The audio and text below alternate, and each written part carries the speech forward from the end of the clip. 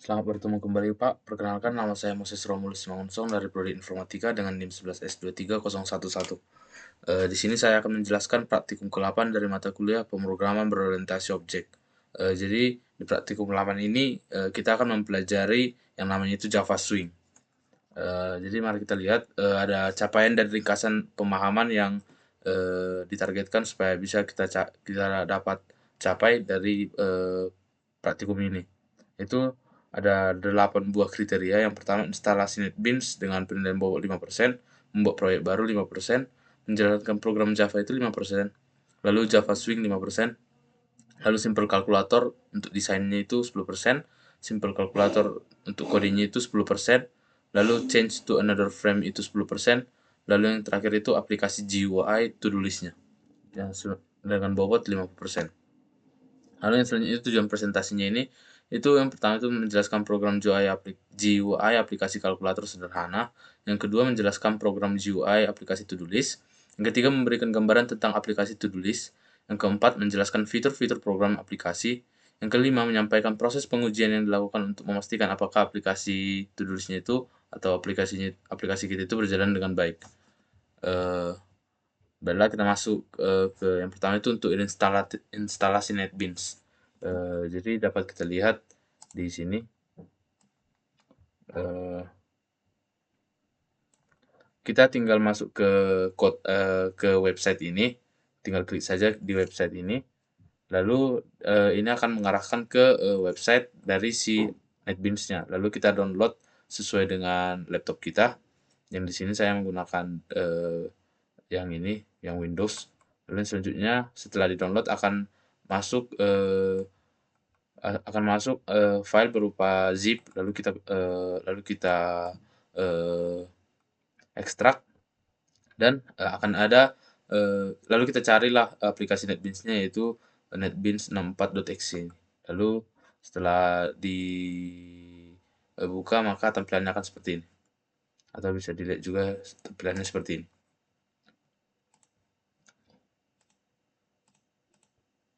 Nah, tampilannya akan seperti ini. Lalu yang selanjutnya setelah instalasi NetBeans yang selanjutnya itu membuat proyek baru. Caranya itu dengan ini atau bisa juga dari sini file, new project, lalu Java with N, lalu Java application. Lalu next, kita coba misal tugas video gitu. Nah, berarti kita telah membuat sebuah proyek baru dengan nama tugas video. Kita lihat saja karena itu hanya sebagai contoh saja. Baiklah, selanjutnya itu adalah menjalankan program Java.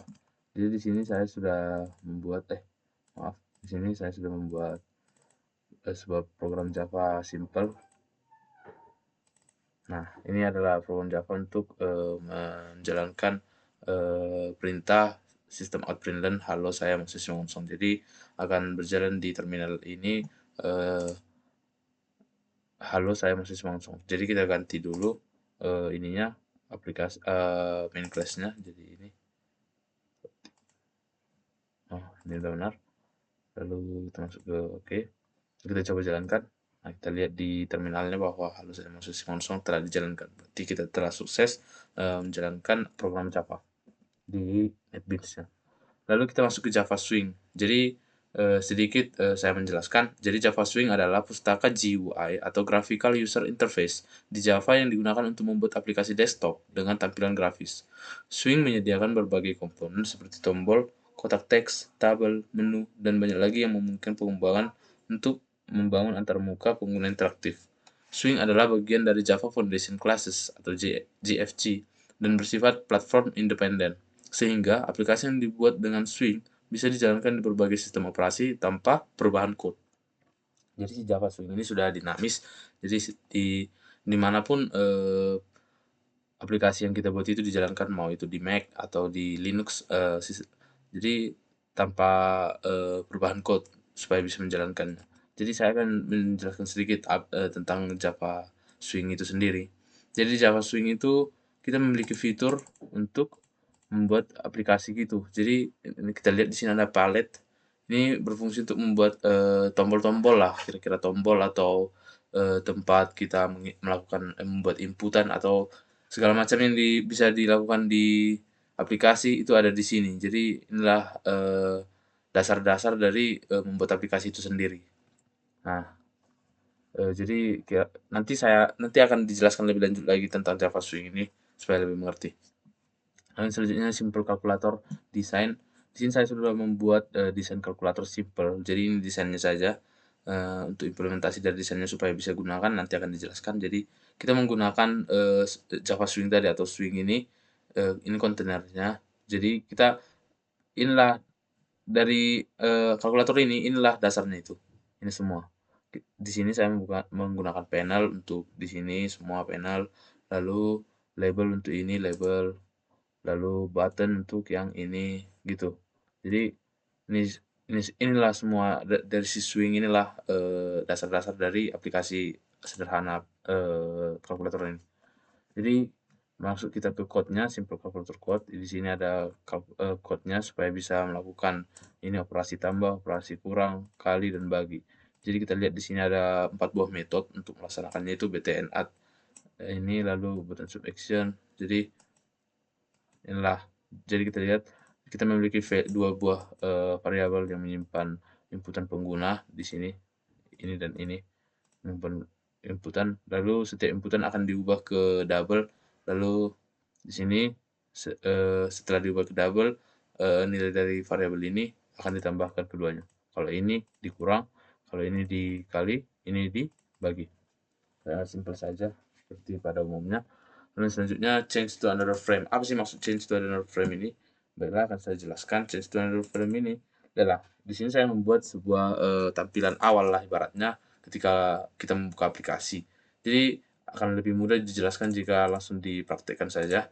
Jadi welcome frame. Nah, oke. Nah, kita jalankan. Nah, di sini kan ada tombol untuk open kalkulator. Jadi apa itu change frame itu tadi? Change to another frame, yaitu ketika kita menekan open kalkulator, kita langsung masuk ke kalkulatornya. Nah, bisa kita lihat setelah saya menekan open kalkulator itu kita masuk ke aplikasi kalkulator kita. Bagaimana sih itu bisa terjadi? Jadi kita lihat di source code-nya ada method bernama btn open calculator action perform. Nah, di sini kita menggunakan metode dispose ini. Dispose ini berfungsi untuk menutup frame yang awal, frame kita yang awal, lalu kita akan menggantinya ke frame yang lain dengan ini. Jadi kita panggil si kalkulator frame-nya, yaitu ini desain. Nah, kita panggil ini. Nah, setelah dipanggil lalu di set visible supaya true supaya dia nampak. Jadi setelah kita menekan open kalkulator, kita masuk ke si kalkulatornya. Nah, gitu dia. Kemudian selanjutnya itu aplikasi GUI to do list-nya. Nah, di aplikasi GUI to do list ini kita memiliki 18 buah test case. Nah, 18 buah test case. Sebentar akan saya buka.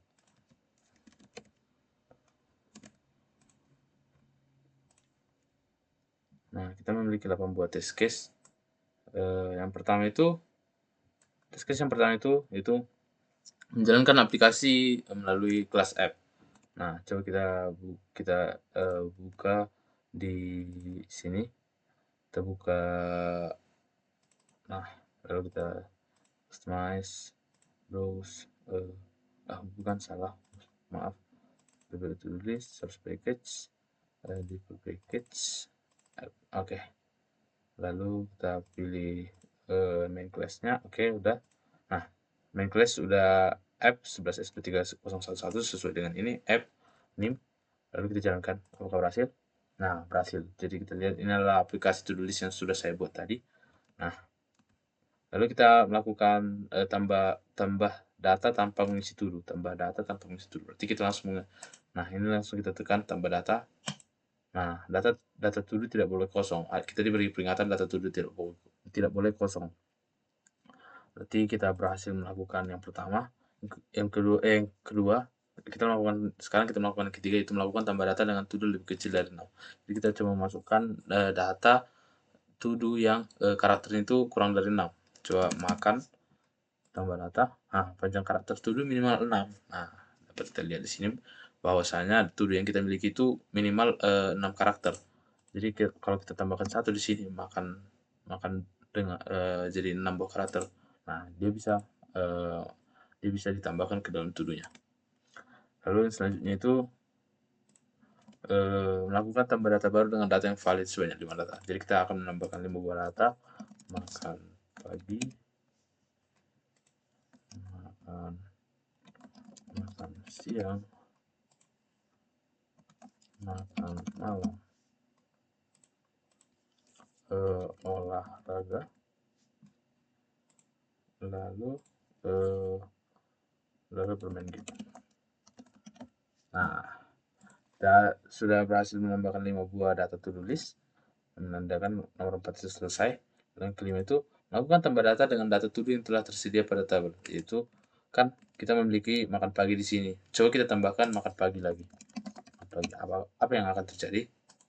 Nah, to do sudah ada dalam daftar. Jadi menandakan bahwa tidak boleh ada duplikasi di aplikasi to do saya ini. Jadi jika sudah ada to do itu sebelumnya, jadi kita tidak kita tidak dapat menambahkan to do tersebut. Nah, berarti berhasil. Yang keenam, mengubah data dengan tidak memilih data to do pada tabel. Nah, kita sekarang menggunakan fitur mengubah data. Jadi saya akan jelaskan sedikit apa itu fitur mengubah data itu. Jadi fitur ubah data itu berfungsi untuk ini kan contohnya itu ini kan makan pagi. Nah, ini kita bisa edit menjadi ibaratnya belajar PBO lah. Ini edit jadi belajar PBO itu bisa, itulah gunanya eh, ubah data tadi. Tapi kita coba dulu untuk eh, langsung ubah data, apa yang akan terjadi. Nah, data dulu maaf, coba saya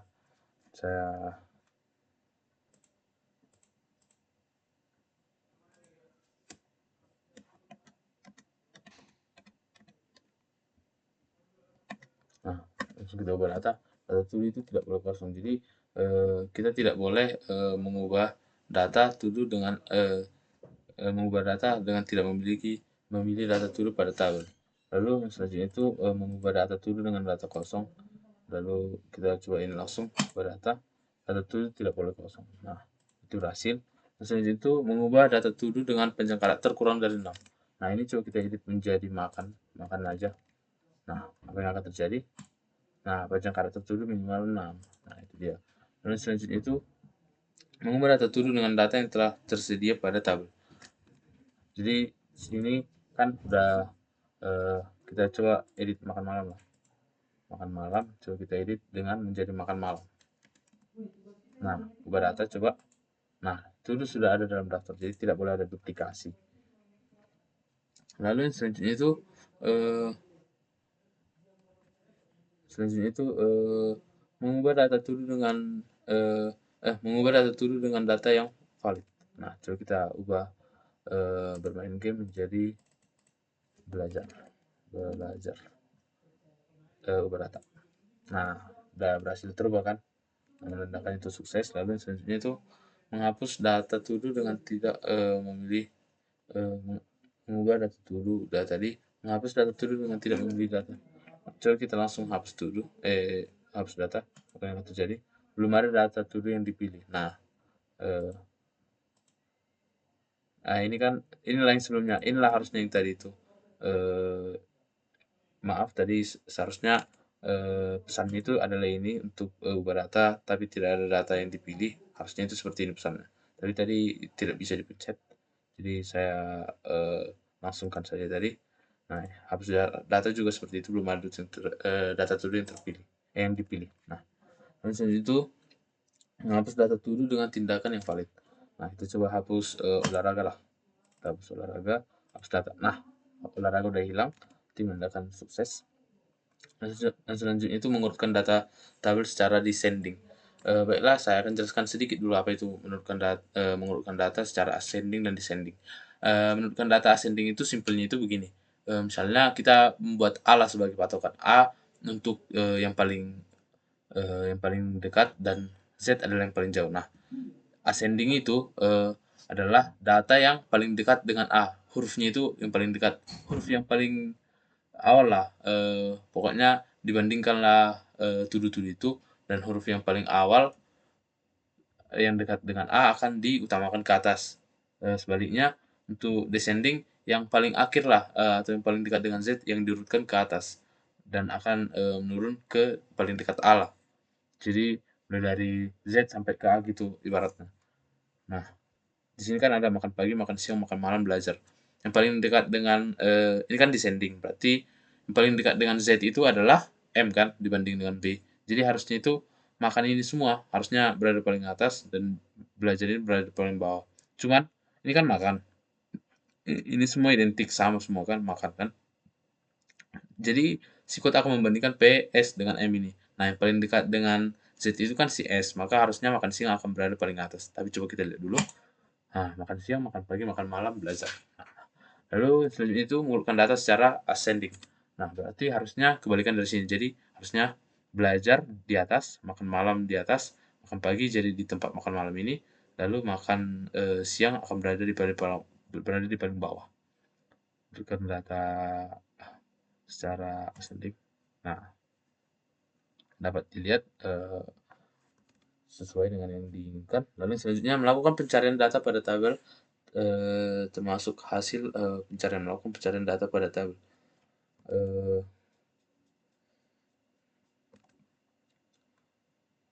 Sudah itu melakukan pencarian, mengurutkan data hasil pencarian.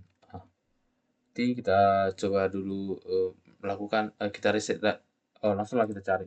Kita cari coba large lah, large. Nah, large kan ada di kata ini di to do belajar. Jadi harusnya yang nampak itu belajar. Coba kita cari large. Nah, berhasil. Lalu selanjutnya itu melakukan mengurutkan hasil pencarian secara descending. Coba kita cari makan lah, makan. Makan kita cari